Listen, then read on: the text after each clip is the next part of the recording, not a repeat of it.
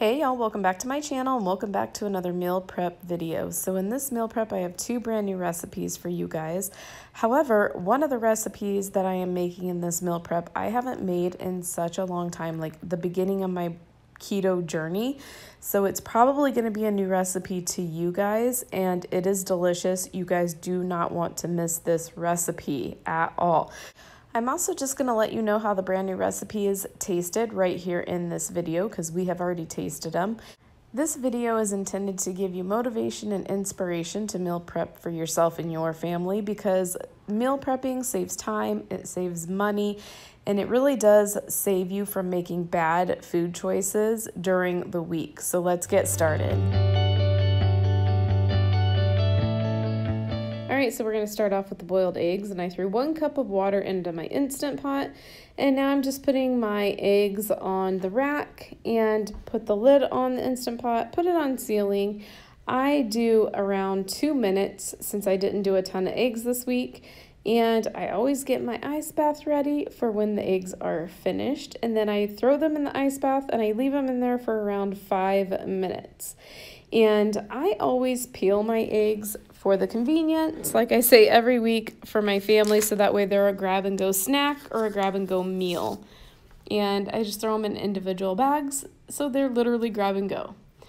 Next up, I am just making a bread recipe, and I already prepared a while back the dry ingredients, so I'll leave the recipe down below so that way you guys can get the full recipe. I've made this before on my channel, but all the dry ingredients, like I said, I already have prepared. Now I'm just throwing in 2 tablespoons of extra virgin olive oil, as well as a teaspoon of apple cider vinegar. Then I just heated up some water to lukewarm, and you're going to want to put 2 cups of water in there. And I just went in with a spoon and I stirred it as much as I could with a spoon. And once it starts to get a little bit too dry to stir at the spoon, you want to go in with your hands and you want to knead it for 1 to 2 minutes. Then once you're done kneading the dough, just pick it up and shape it into a bread loaf. And then I lined my 9 by 5 inch loaf pan with parchment paper. Just toss your bread in there and the parchment paper will keep that from sticking to the pan. Whoever invented that stuff is amazing. So that is what it looks like before you put it in the oven. I did preheat my oven to 400 degrees, but before you put it in the oven, you're going to want to kind of set up for about 10 minutes. And then you are going to cook this for anywhere between 50 to 55 minutes. My oven actually takes an hour for it to turn out the right way. And then keep in mind when you cut this, make sure you let the bread cool completely. They even recommend that you let it set for 3 hours because if you cut into it prematurely, the middle of the bread may not be set quite the way that you're going to want it. Next up, I am going to be making chili Riano breakfast casserole. This is so good. I've made this in the past and I hope you guys love it as much as I do. The first thing I did is I took a whole block of a 1 pound Monterey Jack cheese and I cut it up into pieces, like finger stick pieces. And then I took a can of mild green chilies, whole green chilies, and I just kind of stuffed the cheese inside of the chilies. And I did that until the entire can was gone. I did spray my pan first. Then we're going to take 5 large eggs and I'm going to dump them all in this bowl because I'm going to mix it with other ingredients. And I keto-fied this, so this will be in the description box below, but their recipe was not keto. I twisted it so that way it is keto. I did add some salt and some pepper. I did add a 1/2 cup of almond flour, 1 cup of almond milk, and then I just gave that a good stir because we are going to stir that well and then we're going to pour it over the casserole.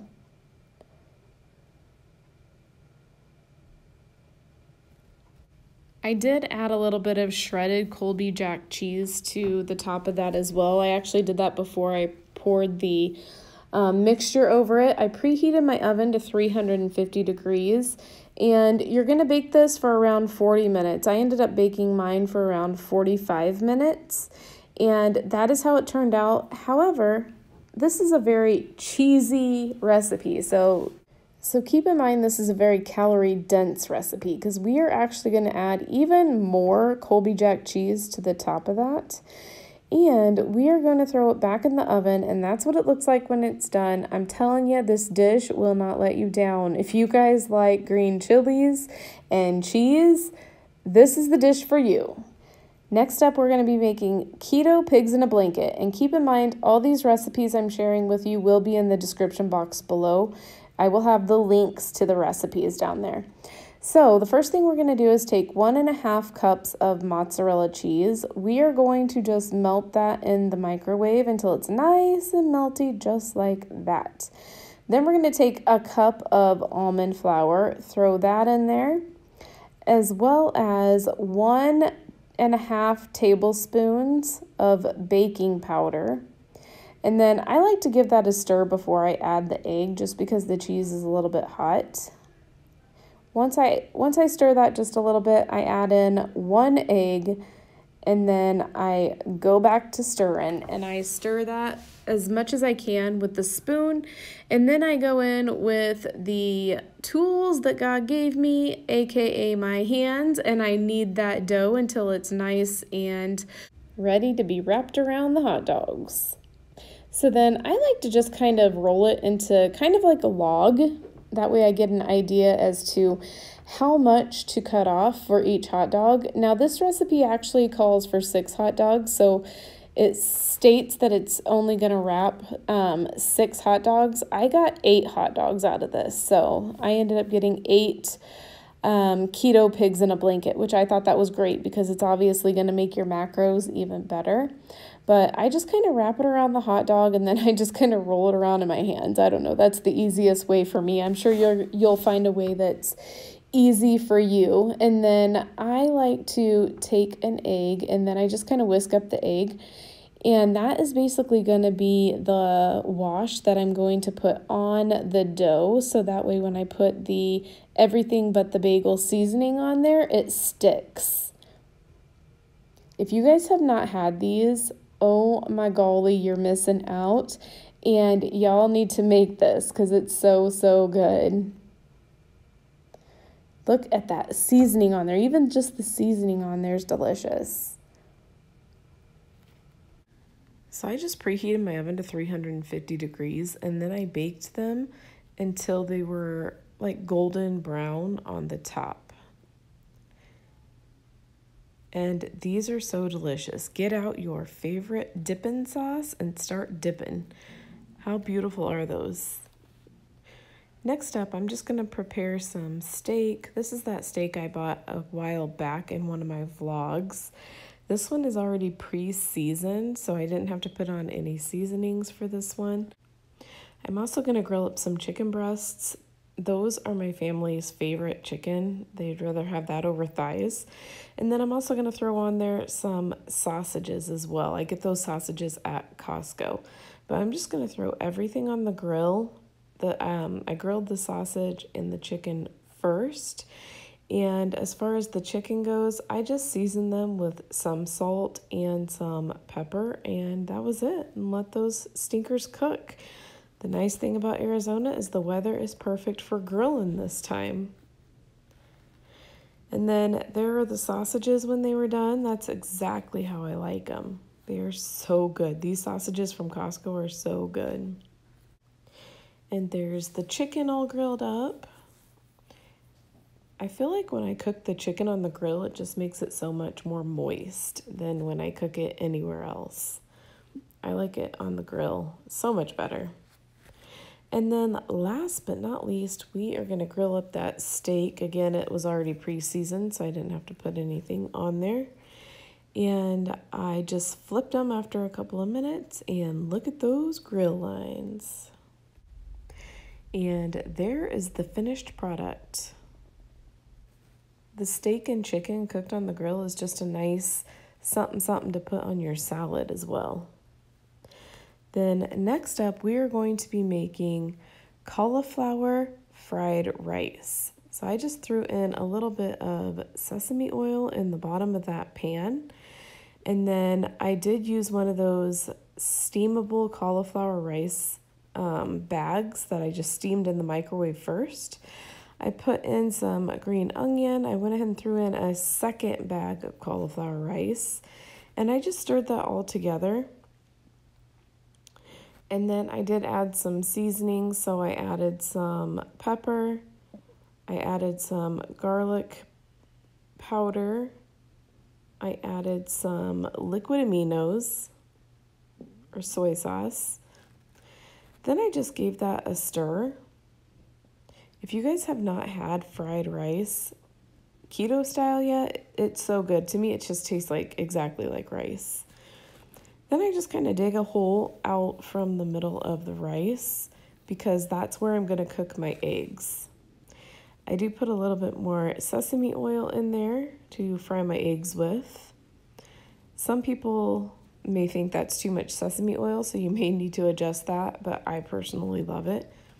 So throw in as many eggs as you desire. I think I threw in like around 6, scrambled all that up, then I mixed it all together.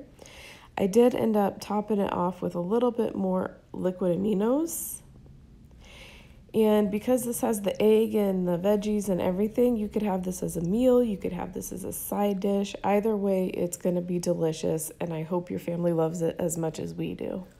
All right, so next up is low-carb pumpkin pie cupcakes. This is a brand new recipe to me, and this is delicious. If you're looking for something at Thanksgiving, like keto pumpkin pie, this could really take its place because it does taste like a crustless pumpkin pie, and like I said, it is so good. So I just threw in there 3 tablespoons of coconut flour, 1 teaspoon of pumpkin pie spice, a 1/4 teaspoon of baking powder, a 1/4 teaspoon of baking soda, a pinch of salt, and then I just mixed that around really well. And then I took 1/3 cup of brown sugar. I didn't have quite enough of the brown sugar, so I did go in with a tablespoon of monk fruit sweetener. Then I gave that another quick stir. And then this recipe calls for 3/4 cup of pumpkin puree. So right now I'm filling a 1/2 cup of pumpkin, and then I'm gonna throw that in there. As well as I also filled up a 1/4 cup of pumpkin that I'm gonna throw in there as well. Again, this recipe will be in the description box below, and this really is a great substitute for a pumpkin pie during the holidays, because that really is what it tastes like, a crustless pumpkin pie. Then I'm also throwing in there 1/4 cup of heavy whipping cream. I'm going to throw in there just a dash of vanilla. Then I'm also going to throw in there 1 large egg. And then I'm just going to stir that up really well. And I did get my cupcake pan lined with some liners, and I did spray those liners. And then I'm just going to take that pumpkin pie filling and fill each one of those liners. It does make 6 cupcakes, and fill them evenly. And then I did preheat my oven to 350 degrees. And that is what they look like when they are done. And your batter will be thick, so don't worry about that because that is how it's supposed to be. And I just baked these for around 30 minutes. And that is what they look like when they come out of the oven. How beautiful are those? And I do have a picture at the end of this video with whipped cream on the top of that. Oh yes, such a great holiday recipe. I hope you guys enjoy it. Then next up is, last but definitely not least, another pumpkin recipe because, you know, I had to find something to do with that pumpkin, right? So I am just putting 2 cups of almond flour in that bowl. Again, this is another recipe that will be in the description box, so that way you guys can go down there and click on it and make this for yourself. A 1/2 cup of coconut flour, 3/4 cup of erythritol. Again, I just used my monk fruit sweetener. I don't feel like they leave an aftertaste like some of the other ones. I also went in with 2 teaspoons of pumpkin pie spice. Then I also went in with 2 teaspoons of baking powder. I did add just a dash of salt. Then I just stirred up the dry ingredients, tried to get all the clumps out. And this calls for 3/4 cup of pumpkin puree as well. So again, I went in with 1/2 cup and then 1/4 cup after that. And I am just gonna let you guys know right now that this bread was so good. I didn't even add the nuts on the top. We just kept it completely plain. My husband is not like a huge sweet eater, and he's already asked for like seconds and thirds, so you know it's good. I also went in with 1/3 cup of butter. And then also this recipe calls for 4 large eggs. So I went in with those eggs, gave this a stir. And again, this batter is going to be super thick as well, and that is how it is supposed to be. I did line my loaf pan with parchment paper again. Again, whoever created that is amazing. And I just kind of patted that down, and I did preheat my oven to 350 degrees. And the recipe says to cook it for 50 or 60 minutes. Mine was closer to 60 minutes. Again, preheated my oven to 350. And then you just want it to have kind of that golden brown look on the top. And then also you can take a toothpick and do the toothpick test as well. But that is what it looks like. This, again, was delicious. You could add frosting to it if you wanted to, or you could leave it plain like we did. But either way, I hope you guys enjoy it as much as we did. It was really good. All right, so that concludes the meal prep for this week. I really truly hope that this gave you guys some inspiration and motivation to meal prep for yourself and your family, because it really truly does save your life during the week. If you guys make any of these recipes and you are on Instagram, I will leave my Instagram link down below. Tag me on Instagram. Let me know what yourself and your family thought of these recipes. And also, I just like to know what you guys are meal prepping. You know, even if you're not meal prepping the same things that I'm meal prepping, I'm always interested in what everybody else is meal prepping, because not only do you guys get ideas from me, but I get ideas from all of you guys as well. And I have been getting quite a few of you guys that have been tagging me, so thank you for that, because I am enjoying every single one of them. But for now, I think that's all I have for you guys. If you guys can do me a favor and smash that like button, because that really helps my videos get out there. Also, I would love to have you as part of my Simply Misty family. So if you are not yet subscribed, go ahead and smash that subscribe button. I do a weekly meal prep on my channel every single week. And if you subscribe, don't forget to tap that bell so you can get notified whenever I upload a new video. Thank you so much for watching. I greatly appreciate every single one of you guys. And don't forget to go out there and make today even better than yesterday. And I will talk to you in my next video. Bye.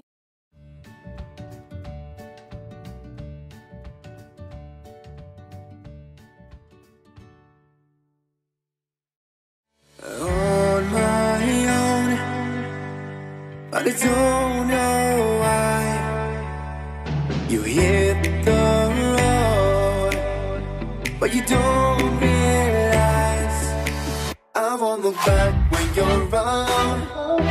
I won't think twice when